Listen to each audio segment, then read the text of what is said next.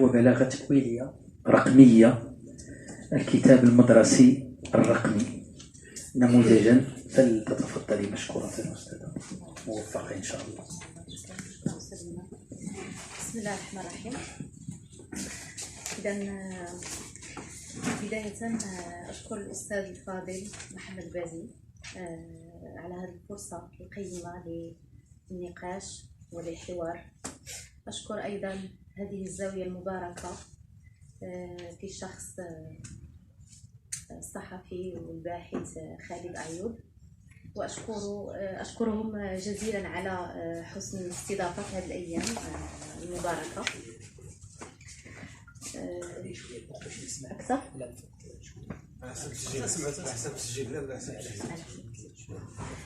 إذا أتمنى أن يبارك الله أيضا في وقتي من أجل أن أعرفكم بما أقدمه في هذا التصور من خلال الاستفادة مما قدمه الأستاذ محمد بازي، ومن خلال أيضا ما علمنا إياه من ضرورة التفكير الجاد، ومن ضرورة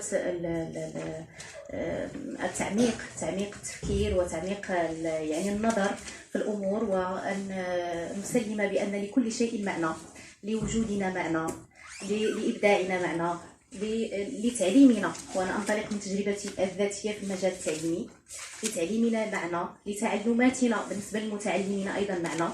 إذا أنطلق مباشرة لاستغلال الوقت. واضح أنني سأركز على بعض الجوانب من النظرية التأويلية التي قدمها الأستاذ محمد بازي، واستغلالها في المجال الديداكتيكي، وبالضبط فيما يرتبط بتدريسي للغة العربية. إذا يمكن أن أبدأ أو تنتظم ورقتي في إطار مقدمة نظرية ثم محورين أساسيين. الأول يرتبط بالحديث عن طبيعة الكتاب المدرسي الرقمي، ثم المحور الثاني يرتبط أساسا بالوقوف عند الطبيعة التقابلية أو المبدأ التقابلي contrastive principle الذي يعني ينتظم هذا الكتاب المدرسي الرقمي.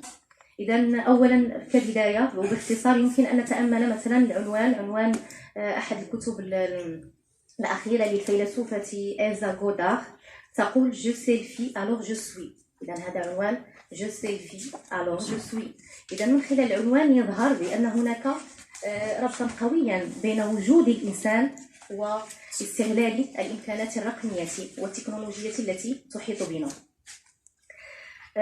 المسألة أيضا ترتبط بالمجال التعليمي وتهم المجال التعليمي أيضا، لأن تحولات كبرى عرفتها المجالات التربوية والتعليمية، وهو ما نلحظه مثلا من التقرير الأخير لليونسكو لهذه السنة 2023. يشير فيه هذا التقرير إلى أن التكنولوجيا ستكون هي الحل لمشاكل عديدة متعلقة بالتعليم. إذا هذه قناعة لا بد أن ننطلق منها. فالذكاء الاصطناعي l'intelligence artificielle مسألة يعني تحيط بنا، إذا وعملية يجب أن نعطيها حقها وأن نعطيها المكانة الأساس في كل عملية أو في كل تحويل وفي كل تغيير يمس القطاع التعليمي. وربما يمكن أن أستغل المصطلح الذي يشير إليه أو الذي استعمله الأستاذ الدكتور محمد بازي، هي تلك السماء المتفجرة.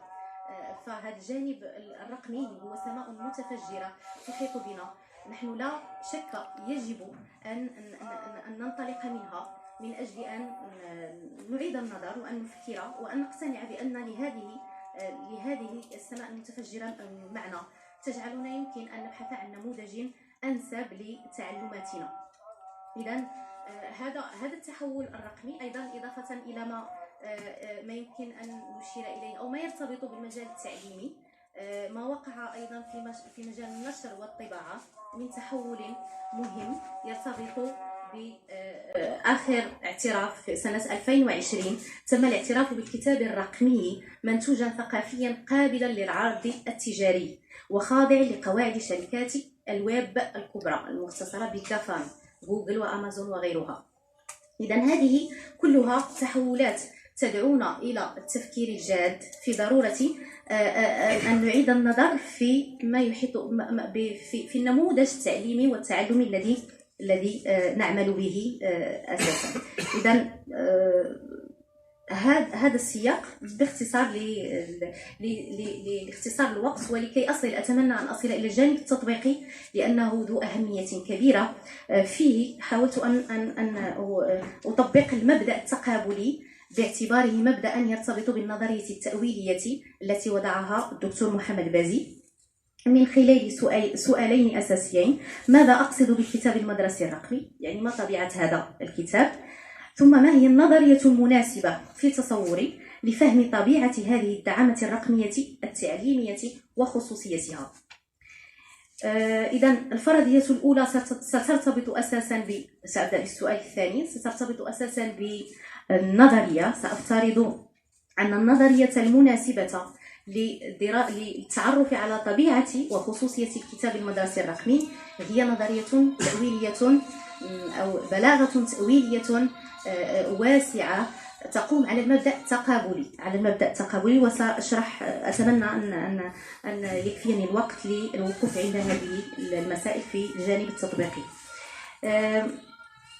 إذن سأفترض أن الكتاب المدرسي الرقمي يقوم، بالنسبة للفرضية الثانية، سأفترض أن الكتاب المدرسي الرقمي يقوم على المبدأ التقابلي بين مستويات عديدة: لغوية وسائطية، أي الصوت والصورة. وبالنسبة للصورة فيها الصورة الثابتة والصورة المتحركة. إذن هي تقابلات عديدة أفقيا وعموديا وفق مسار تحليلي تبدأ بتقابلات منطلق وتمر عبر تقابلات جسرية وسيطة في اتجاه تقابلات هدف. هذه الاستراتيجية التي تبدأ بتقابلات منطلق عبر ما هو جسري في اتجاه ما هو هدف، هذه استراتيجية استفدتها من تحليل أستاذنا الفاضل لقصة موسى عليه السلام مع الخضر. لأن هذه الاستراتيجية وهذه المصطلحات هي لأستاذنا الكريم.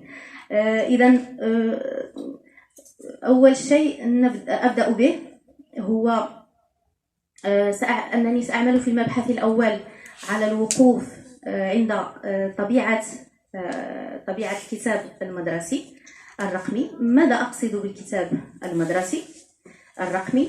أولا بالنسبة للكتاب المدرسي الرقمي من الناحية الواقعية والإجرائية، هذا الكتاب حسب علم المتواضع في العالم العربي يعني لا أجد يعني الحديث عنه في جانب يعني الدراسات. وأحاول اعتمادا على دراسة مهمة للكاتبة نولوين تريوندار. هذه نولوين تريوندار باحثة مختصة في المجال التربوي والديداكتيكي، تحدثت عن أنواع وأصناف الكتب الرقمية، وأنا حاولت أن أطبقها على الكتب المدرسية، وحاولت أن أتصور كيف يمكن أن تكون هذه الكتب المدرسية الرقمية. إذن هذه الباحثة نولوين تريوندار تصنف الكتب الرقمية إلى 3 أصناف. الصنف الأول تسميه ليفغ نيميريك هوموثيتيك، هو الكتاب الرقمي المتماثل، وهو صيغة رقمية للكتاب الورقي. الصنف الثاني تتحدث فيه عن الكتاب الرقمي الموسع، ليفغ نيميريك أونريشي. بالنسبة لها ينفتح هذا النوع على الإمكانات الرقمية العديدة، مما يجعله متشعبا وحركيا وقابلا للإضافة والتوسيع. إذن هذه هي خاصية هذا النوع الثاني، في حين أن وهذه الخاصية تنبع من طبيعته التي تقوم على الجانب الوسائطي من صوت وصورة، وهذه الصورة هي صورة ثابتة متحركة وغير ذلك. إذن هذا النوع الثاني. النوع الثالث الذي تتحدث عنه في إطار الكتاب الرقمي هو الكتاب الرقمي العالي، ليفغ نيميريك أوغمونتي. هذا النوع ترى بأنه يستغل إمكانات الذكاء الاصطناعي بشكل أكبر مقارنة بالنوع الثاني فتكون له إمكانات إبداعية عالية جدا. إذا انطلاقا من هذه الأنواع وأصناف من أنواع وأصناف الكتاب الرقمي التي تحدثت عنها، سأطبق هذا على الكتاب المدرسي الرقمي، وأفترض أن النوع الذي سيفيدنا هو الكتاب المدرسي الرقمي من الصنف الثاني، يعني الموسع، livre numérique enrichi. لماذا؟ لأن النسخة الأولى يعني النسخة أوموتيتيك التقليدية المتماثلة هي نسخة تقليدية، ولا يعني عندما تسمعون بالنسخة التقليدية أنها ورقية فقط، يندرج ضمنها